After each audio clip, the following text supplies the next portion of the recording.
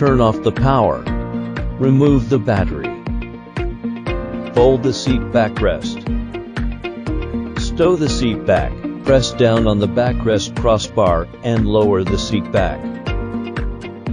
Touch the push bar with your hand. Follow the push bar up and touch the quick release catch. Release the snap to the bottom. Before splitting in the folded state, please take out the leg cushion and put away the leg rest. Touch the main diagonal beam with your hand. Follow the main diagonal beam upwards. Touch the quick release catch and release the catch to the bottom. Slide the seat forward. Press and hold the quick release button and lift. Pull out the footrest to complete disassembly. For assembly, install the footrest.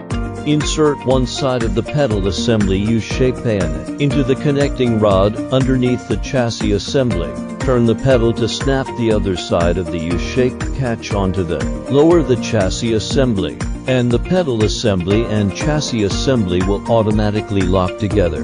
Loosen the quick release clips to the bottom. Remove the backrest and seat cushion.